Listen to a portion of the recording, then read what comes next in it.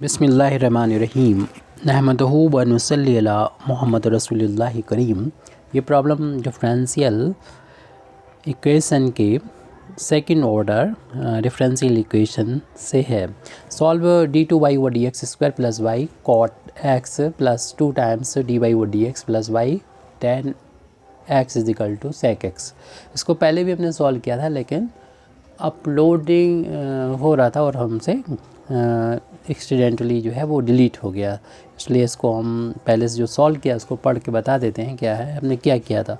सबसे पहले तो इस ब्रैकेट को हमने यहाँ पर इस ब्रैकेट को ओपन किया, कॉट का इन दोनों टर्म में मल्टीप्लाई होके ये दो टर्म लिख दिए हमने, प्लस का साइन है। इस ब्रैकेट को ओपन करेंगे 2 डी बाई डी एक्स हो जाएगा प्लस 2 टाइम्स वाई 10x और राइट हैंड साइड में सेक एक्स लिखा हुआ है।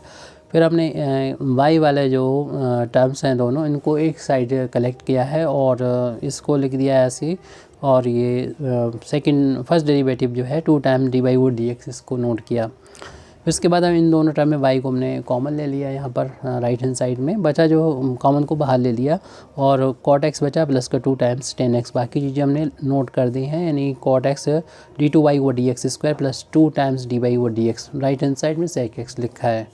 फिर इसको स्टैंडर्ड फार्म में, सेकंड ऑर्डर के स्टैंडर्ड फार्म में इक्वेशन बनाने के लिए जो भी डी वाई वो डी एक्स का कोफिशिएंट था कॉट एक्स, इसको पूरे इक्वेशन को डिवाइड कर दिया।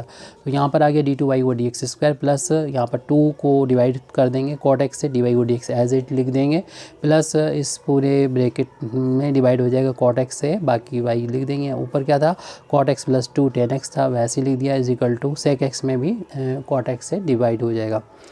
अब क्या करेंगे, इसको यहाँ से सेपरेट कर लेंगे, कॉट अपान कॉट, और ये 10 अपान कॉट हो जाएगा, और 2 यहाँ 2 में बन के इंटू मान लिया और इसको 1 अपान कॉट की वैल्यू को 10x लिख दिया यहाँ पर, तो ये 2 10x हो गया। बाकी डी टू वाई वो डी एक्स स्क्वायर पहले से था उसको नोट कर दिया है, जैसे पहले बता चुके हैं, कॉट अपान कॉट करेंगे और कॉट अपान 10 अपान कॉट करेंगे, 2 10 अपान कॉट करेंगे, तो कॉट से कॉट कैंसिल हो जाएगा 1 टाइम्स, और ये 1 अपान कॉट की वैल्यू जैसे अभी देखी थी कि 10 के बराबर होती है, 10 इंटू 10 10 स्क्वायर हो जाएगा, और बाकी इन दोनों टर्म को एज इट नोट कर दिया इसको। और इसको आप जो है इस कॉट को जो है यहाँ पर 1 अपान कॉट की वैल्यू 10 लिख लीजिए, तो ये वैल्यू आ जाएगी 10x इंटू सेक एक्स आ जाएगी। हालांकि यहाँ पर हमने साइन और कॉस से पहले किया था, लेकिन आप ऐसे ना करें, हालांकि आएगा दोनों उतना ही, चाहे तो ऐसे कर लें या फिर आप आसान है सेक एक्स को सेक एक्स बना रहने दें, और जो 1 अपान कॉट है, अपान में कॉट है, उसे 10 में कन्वर्ट कर लें।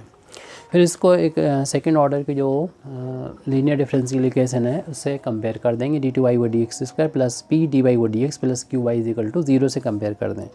तो यहाँ पर देख रहे हैं कि डी वाई वो डी एक्स का कोफिशिएंट जो p है वो आ गया 2 10x है, यानी डी वाई वो डी एक्स का कोफिशिएंट जो है कलेक्ट कर लें, p बराबर 2 10x आ जाएगा, और y का जो कोफिशिएंट q है, यहाँ पर y का कोफिशिएंट 1 प्लस 2 10 स्क्वायर है वो लिख दें। राइट हैंड साइड में जो है r वो इसके इक्वल हो जाएगा, सेक एक्स इंटू 10x के इक्वल हो जाएगा। अब हम चूँकि नॉर्मल फॉर्म से इसको प्रॉब्लम को सॉल्व कर रहे हैं, तो हमें इसमें u की ज़रूरत होती है। u होता है, याद कर लीजिए, e to the power -1/2 p dx। इसमें हमने e टू द पावर -1/2 लिखा, उसके बाद p की जो वैल्यू ये थी 2 10x वो लिख दिया है, 2 कॉन्स्टेंट है, इंटीग्रेशन का साइन से बाहर लिख लिया है हमने, -1/2 से लिखा था, 2 से 2 कैंसिल हो गया। 10x का इंटीग्रेशन करना, हम लोग जानते हैं कि ये माइनस लगा लिया है, और 10x का इंटीग्रेशन लॉग सेक एक्स होता है जो हमने लिखा है। फिर हम लोग जानते हैं इस माइनस को अगर आपको प्लस में बदलना है तो आप इसको 1 अपान में करके लिख दो, यानी ये प्लस का हो गया और लॉग 1 अपान सेक एक्स हो गया। 1 अपान सेक एक्स की वैल्यू कॉस एक्स के बराबर होती है, बाकी चीज़ें वैसे लिखी है, ई टू दी पावर में लॉग चल रहा है कॉस एक्स, ई की पावर में लॉग हो, बेस इसका नहीं लिखा तो ई होता है, तो ई से लॉग हट के ये वैल्यू कॉस एक्स के बराबर आ जाती है। प्रॉब्लम इसमें हो तो आप पूछ सकते हैं कैसे आएगी। तो यू की वैल्यू हमने सॉल्व करके कॉस एक्स के बराबर निकाली, इक्वेशन नंबर 1 डाल दीजिए। अब हम पुट करेंगे, now putting y is equal to u v, they are given equation reduce to the normal form. तो नॉर्मल फॉर्म में सॉल्व करना था, तो अगर y बराबर यू वी, यानी u ये वाला और v अपनी तरफ से जो अभी हमें बाद में मिल जाएगा, अगर इक्वेशन में पुट कर देंगे जो नॉर्मल फॉर्म में बदल जाता है। नॉर्मल फॉर्म इक्वेशन नंबर यानी ये वाला इक्वेशन जो है, जो गिवन इक्वेशन था जो इस फॉर्म में आ गया तो सॉल्व करने के बाद वो इसमें बदल जाएगा, d two v over d x square plus i v is equal to s, अगर हम y is equal to u v रख देंगे तब। इक्वेशन नंबर 2 डाल के इसको छोड़ दिया। यहाँ पर आई क्या होगा, एस क्या होगा, तो आई की वैल्यू याद कर लीजिए, ये होती है Q minus 1/2 dp/dx minus 1/4 p square. S क्या होता है वो अभी हम बाद में देख लेंगे, पहले जो आई है उसकी वैल्यू को फाइंड कर लेते हैं।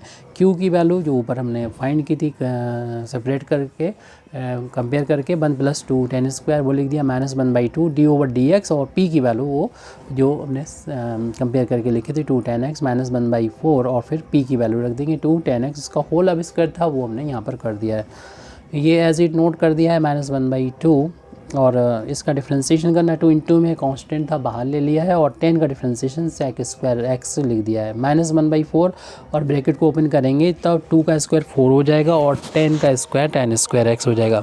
4 से 4 कैंसिल हो गया, 2 से 2 कैंसिल हो गया, बता चुके थे। अब ये ब्रैकेट भी हटा देते हैं इसको, और sec स्क्वायर बचेगा माइनस का tan स्क्वायर बचेगा। इसको हम अगले पेज पर लिखा हुआ है हमारा।